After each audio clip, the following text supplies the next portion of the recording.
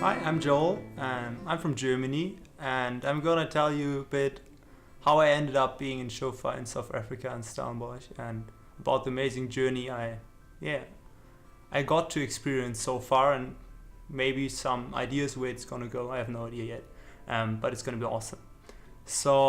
I think it was roughly in February last year, when I was applying at my university in Ingolstadt in Germany.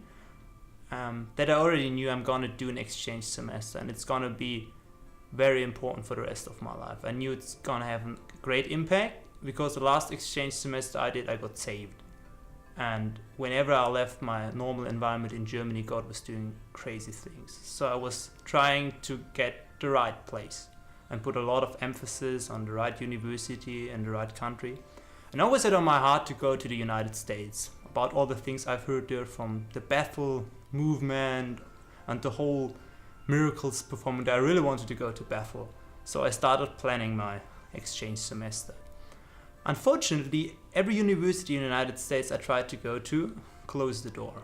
I was applying at, I think, 5 or 10 universities, but whenever I got close to get admitted, something came in between. It was business school not accepting master students, the study fees were too high.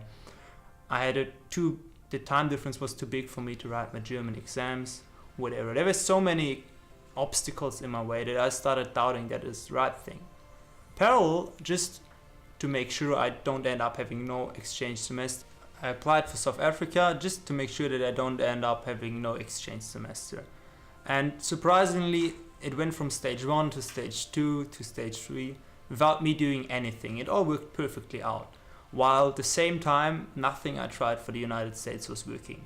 And it started to freak me out, because if you organize parallel your normal semester, plus an exchange semester, plus another exchange semester, plus the visa requirements, plus all your life you need to sort out, you can't make it. And I was at that point where I really was close to quit the whole thing. I was close quitting my studies in Ingolstadt. I was close just throwing everything on the ground and leaving it all behind me.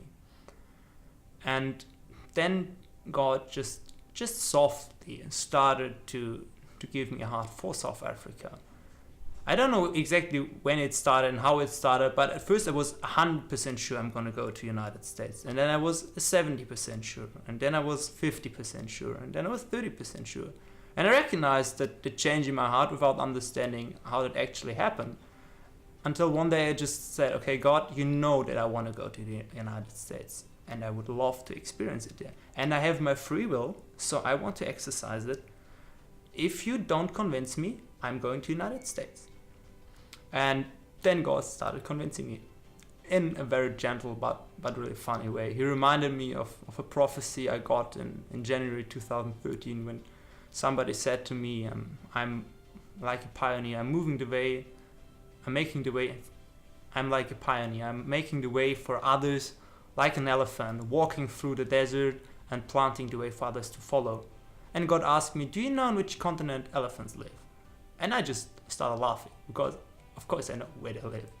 And he reminded me of the first thing I said when I was applying. I said, I really want to start and plant churches wherever I'm going, and I want to go to South Africa and to Russia. And he said, do you remember that? And I said, yeah, I remember that. And I felt such a joy in my heart at that moment.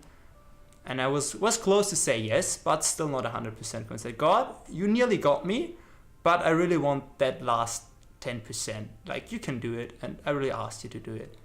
And I was expecting like a miracle or prophecy or something great to happen. But actually God did it completely different. He was, again, literally just ripping my box. I always tried to put him into pieces. So there was a leadership meeting of all the house church planters in Bavaria. And I went there with the intention of networking and meeting other people and, just get it started in Bavaria. And what actually happened, I spoke to not one person throughout the whole weekend, but instead God was ministering to my heart the whole time. I ended up laughing without any break the whole time. In worship services, I just couldn't hold it. It was truly amazing. And then, nearly to the end of this day, I just felt such a peace, and I knew I'm going to go to South Africa. And it was amazing because there was no no sign or whatever. I just knew it in my heart it's gonna be the right thing. And afterwards, God really confirmed my decision. I met a guy who's a missionary from South Africa who's living now in Bavaria, and he gave me all these amazing contacts. Then everything with my visa requirements worked out really, really well. I found a professor who allowed me to write my exams in South Africa, and everything seemed to be really sorted out. And I thought, yeah, okay, cool, that's gonna be an amazing time, and was really looking forward to it. And just to make sure that I'm not going back, God gave me 2 prophecies about the time, that it's gonna really be an amazing time for me, that's gonna change my whole way of thinking. And I didn't know why he actually did it until 3 days before my flight took off from Germany to South Africa. Because 3 days before I left, hell broke loose. My professors at my university denied me to write exams anymore. I had a problem to get rid of my apartment in Germany. I had not found an apartment in South Africa. I knew basically nobody. My flight was close to be cancelled. My visa was issued for a shorter time than I needed. So I had no idea how this all ended up. All I knew, I needed to fly to South Africa. 2 days before I flew off, my car broke down. I had nearly a horrible car accident, had a horrible fight with my father, with my family. It all went into opposite direction. All I knew is I needed to go. And then I flew, and God solved every issue. I found an amazing place to stay. I met amazing people. I experienced already so many crazy signs and wonders that's gonna be enough for the rest of maybe my life, but I know it's gonna go on. And I have no idea where God is taking me here, but I knew it's gonna be a time that has an impact for the rest of my whole life.